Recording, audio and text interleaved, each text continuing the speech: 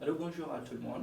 Tout d'abord, avant de démarrer cette vidéo, nous remercions tout le monde et toutes les personnes qui ont contribué pour l'évolution de ces vidéos, qui sans ces gens-là, aujourd'hui, ces vidéos n'auront aucun sens. Et particulièrement, nos remerciements vont à l'encontre du professeur Sambadia à l'Université Cheikh Anta Diop de Dakar. Alors, pour le cours d'aujourd'hui, nous allons simplement vous faire un petit résumé sur les équations du second degré. Alors, je rappelle également, pour les élèves qui étaient en classe de 3e et en classe de 4e, ils utilisaient très souvent ce qu'on appelle les identités remarquables.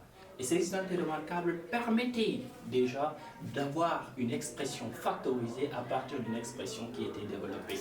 Par exemple, quand nous avions x plus 1, le tout au carré, le développement d'une telle expression serait égal à x au carré plus 2x plus 1. Et voilà donc l'expression factorisée, et cette expression n'est rien d'autre que l'expression développée. Mais je rappelle qu'on l'a fait en utilisant simplement une identité remarquable sous la forme a plus b, dont le développement serait a au carré plus 2ab plus b au carré. Maintenant, quand nous avons une fonction f de x qui ne répond plus aux identités remarquables, exemple, nous avons 2x au carré plus 3x moins 4.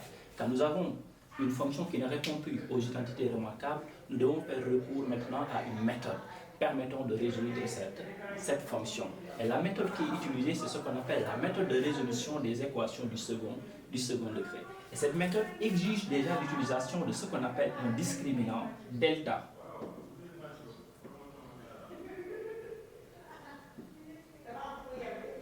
Ce qu'on appelle un discriminant delta. Et ce discriminant delta, quel est son rôle?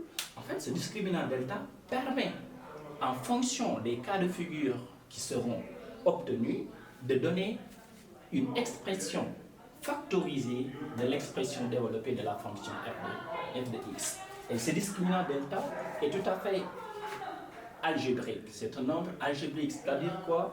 C'est un nombre qui peut être positif, qui peut être aussi négatif ou bien même nul. Alors le discriminant delta a pour formule b au carré moins 4 ac. Et selon les cas de figure, nous pourrons avoir plusieurs méthodes de résolution.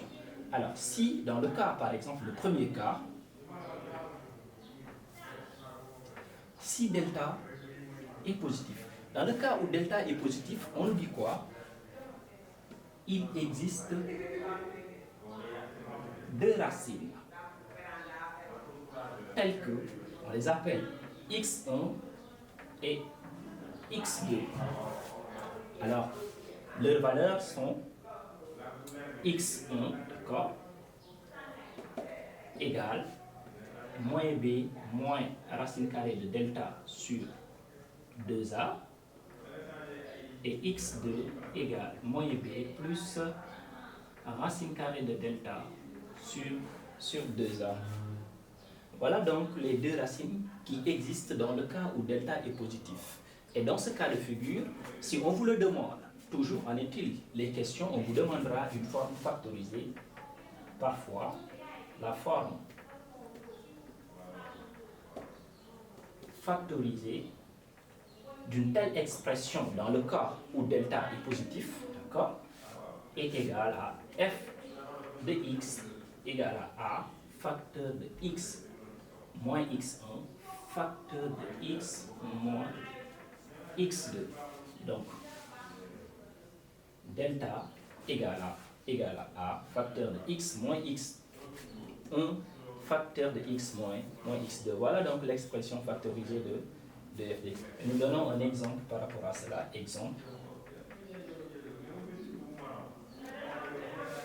f de x égale x au carré plus 5x moins 6. Je vous laisse réfléchir et je vais revenir. Alors, nous revenons. Donc, x carré plus 5x moins 6. La première chose à faire, généralement, c'est d'identifier donc les coefficients. A égale à 1, parce que 1 est l'élément neutre de la multiplication, B égale à 5, et C égale à moins 6. Alors, donc, en utilisant la formule delta égale B au carré moins 4 fois A fois C, qu'est-ce que nous obtenons en remplaçant déjà A, B, C?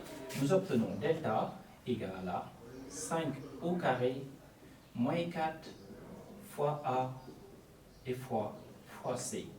Donc, ça va donner 25 plus 24. Alors, 25 plus 24, c'est égal à 49. Et qu'est-ce qu'on constate? 49 est positif. Donc, cela veut dire que delta est positif. Alors, si delta est positif, on nous avait dit qu'il existe deux racines, x1, qui est égal à moins b, moins racine carrée de delta sur 2a. Et en application directe, comme nous l'avions dit, moins b, ça va donner donc moins 5, moins racine carrée de 49. Alors, delta égale à 49 équivaut à dire que racine carrée de delta égale à 7. D'accord? Donc, racine carrée de 49 égale à 7. Donc, moins b moins 7 sur 2 fois a, qui est égal à moins 5 moins 7 sur 2 égale à moins 12 sur 2 qui est égal à moins 6. Alors, ceci étant dit, on va calculer x2 qui est égal à moins b plus racine carrée de delta sur 2a qui est égal à un signe près simplement, parce qu'on remarque que c'est un signe près, plus 7 sur 2 fois a, et ça va donner, donc on a moins 5 plus 7, ça donne 2, divisé par 2 lui-même, qui va donner. Donc voilà les deux racines dans le cas où delta est positif. Et par application, si on nous le demande, on peut donner sa forme factorisée. Donc sa forme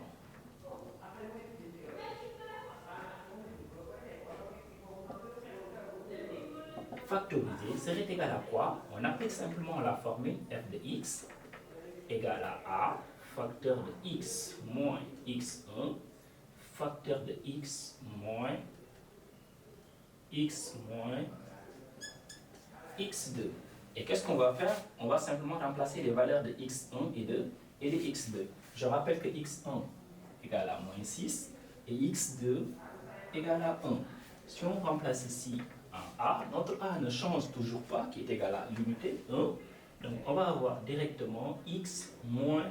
Alors attention ici à un problème de signe. Le moins qui est là, les deux moins sont des moins qui sont intrinsèques à la formule de la forme factorisée. Qu'est-ce que cela veut dire intrinsèque? Cela veut dire que ces moins sont propres à la formule. Donc attention, nous avons ici moins, et ça va donner moins, plus. Donc 6 facteur de x moins x2 moins 1. Et voilà donc l'expression factorisée.